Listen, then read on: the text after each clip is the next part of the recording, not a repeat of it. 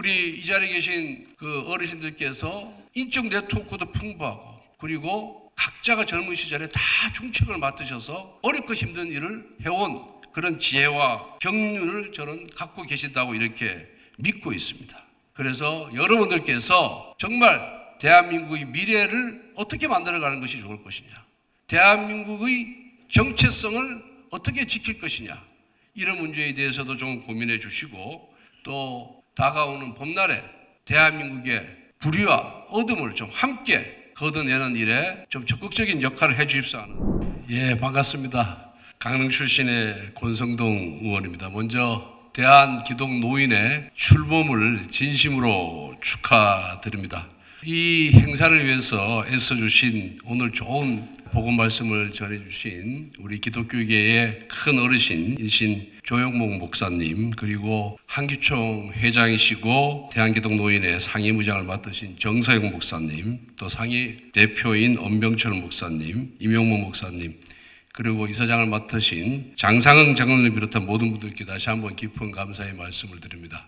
아마 여기 모이신 회원 여러분들은 거룩한 그런 복음의 열정으로 하나님의 말씀을 전하고 또 이런 성도들의 마음을 모으기 위해서 이 자리에 참석한 것으로 알고 있습니다. 아마 하나님께서 큰 축복을 내리리라고 저는 굳게 믿고 있습니다. 우리 한국교회가 대한민국의 자랑스러운 역사와 계를 함께 했습니다. 기독교가 발전함에 따라서 대한민국도 더욱 나날이 발전을 해왔습니다. 그리고 우리 기독교계는 나라가 어렵고 힘들 때마다 국민들에게 큰 위로와 용기를 주셨습니다. 아마 이것은 공의와 화합을 강조하셨던 예수 그리스도의 그런 말씀과 우리 이 자리에 참석하신 여러분들이 경륜과 그런 경험을 가지신 여러분들께서 몸소 실천하시기 때문에 오늘날의 대한민국이 만들어졌다 이렇게 생각을 하고 있습니다. 대한기독교 노인회의 그런 앞으로 활동 방향에 대해서는 책자에 나와 있어서 저도 참고를 했습니다만은 앞으로 어르신들의 그런 권익 향상과 지위 향상 그리고 노인 복지에도 큰 관심을 갖고 계신 것으로 이렇게 알고 있습니다. 앞으로 2년 후가 되는 2025년이 되면은 우리 노인 인구가 65세 이상 노인 인구가 우리나라 인구의 20%를 넘는 초고령 사회가 됩니다. 노인 인구 1천만 시대가 본격적으로 진입이 되고 그렇기 때문에 앞으로 어떻게 이 노인 문제를 해결할 것인가가 정부와 정치권의 가장 큰 화두로 되어도 될 것이다 이렇게 보고 있습니다. 그리고 2030년부터는 본격적인 인구 절벽 시대가 도래합니다. 1년에 부산시만큼의 생산 가능 인구, 즉 15세에서 64세까지 활동 인구가 사라지게 됩니다. 그로 인해서 여러 가지 문제가 노정될 것입니다. 병력 문제는 어떻게 해결할 것이냐, 교육 문제는 어떻게 해결할 것이냐, 연금 문제는 어떻게 할 것이냐, 복지는 어떻게 할 것이냐. 지금부터 준비해도 저는 부족하다 이렇게 생각을 하고 있습니다. 그런데 여러분들 아시다시피 정치권은 이러한 국가의 미래 문제에 대해서는 논의할 생각조차 하지 못하고 있는 것이 현실입니다. 매일 진영에 갈려서 서로 싸움만 하고 있습니다. 저도 정치인 한 사람으로서 자괴감을 느끼고 부끄럽다 이렇게 생각을 하고 있습니다. 대한민국의 정체성이 무엇이겠습니까? 우리 조영목 목사님께서도 말씀하신 바와 같이 자유민주주의와 시장경제 그리고 굳건한 한미 동맹입니다. 이 세 이념을 바탕으로 해서 세 가지 이념을 바탕으로 해서 이 자리에 계신 어르신들께서 열심히 노력하고 우리 국민들이 열과 성을 다해서 오늘날 자랑스러운 대한민국 역사를 만들었습니다.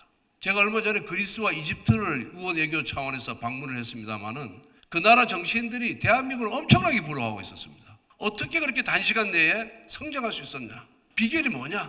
우리도 좀 도와달라. 이렇게 저희들한테 요청을 했고 저희들이 얘기 한마디 한마디를 놓치지 않으려고 엄청나게 귀 기울여서 경청하는 모습을 보면서 정말 우리 자랑스러운 선배들 덕분에 우리가 이렇게 큰 귀한 대접을 받는구나 하는 것을 느낄 수가 있었습니다. 우리 한국교회의 장로이신 이명박 대통령께서도 현직에 계실 뿐만 아니라 지금도 그런 말씀을 하시는데 해외에 나가보면은 대한민국 대통령으로서 엄청난 대접을 받는다고 그럽니다. 그런데 이명박 대통령께서 하시는 말씀이 내가 잘나서가 아니라 우리 국민이 잘났기 때문에 우리나라 국격이 높아졌기 때문에 내가 국민들을 대신해서 해외에 나가서 그런 대접을 받는다. 이런 말씀을 하셨습니다. 윤석열 대통령께서도 해외 순방을 자주 하십니다. 왜? 자주 할 수밖에 없는 이유가 대한민국 위상이 그만큼 높아졌기 때문입니다. 그럼 세계 최정상국의 국가 원수들이 만나는 모임에 위상이 높아진 대한민국 국가 원수가 참여하지 않는다면은 그건 대한민국이 인류에 대한 책임을 방기하는 것이기 때문에 여러 가지 국내의 비판이 있음에도 불구하고 어쩔 수 없이 나가는 겁니다. 그리고 다자회의가 엄청나게 많습니다. 뭐 에이펙 회의서부터 뭐 G20 회의서부터 엄청나게 많은데 그때도 가보면은 또 유엔 총회도 가보면 하루에 20개국을 만납니다. 하루에 20개국 대표를 만나는 거예요. 그러면은 대통령도 만나기 힘들겠죠. 그렇지만은 우리보다 못한 약소국가 원수들이 만나자면 만나주는 겁니다. 그게 대한민국의 위상이 높기 때문에 국제사회에서 차지하는 위치 때문에 이렇게 만나는데 국내에만 들어오면 머리가 아픈 겁니다. 이것이 최근에는 제가 뭐 정치적인 얘기를 해서 죄송합니다만은 어제는 이제 대통령 탄핵 얘기까지 나왔습니다. 국민의 선택을 무시하겠다는 거죠. 대한민국의 헌정 질서를 무너뜨리겠다는 발상 아니겠습니까? 이건 일종의 쿠데타입니다. 말로 하는 쿠데타, 이게 뭐겠습니까? 우리 국민들은 어찌됐든 자유롭고 공정한 선거를 통해서 윤석열 대통령을 선택을 했습니다. 임기 5년을 부여받았습니다. 그럼 임기 5년 동안 대통령이 국정수행을 하도록 옆에서 비판할 건 비판하고 충고할 것은 충고하면서 또 협력할 것은 협력해야 되는 것이 정치권의 의무고 국민의 저는 의무다 이렇게 생각을 하고 있습니다. 그럼에도 불구하고 이제 탄핵 얘기까지 나오고 있습니다. 내년 총선은 대한민국의 정체성을 지키느냐 정체성을 지키지 못하느냐의 저는 갈림길이다 이렇게 보고 있습니다. 그리고 내년 총선을 기점으로 해서 3년 남은 윤석열 정부를 일을 할 수 있는 기회를 만들어주느냐 아니면 무력화시키느냐의 선택지가 바로 내년 총선이다 저는 그렇게 생각을 하고 있습니다.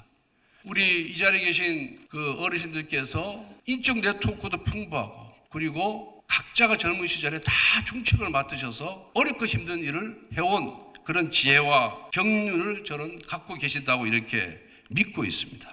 그래서 여러분들께서 정말 대한민국의 미래를 어떻게 만들어가는 것이 좋을 것이냐, 대한민국의 정체성을 어떻게 지킬 것이냐, 이런 문제에 대해서도 좀 고민해 주시고 또 다가오는 봄날에 대한민국의 불의와 어둠을 좀 함께 걷어내는 일에 좀 적극적인 역할을 해 주십사 하는 부탁의 말씀을 드립니다.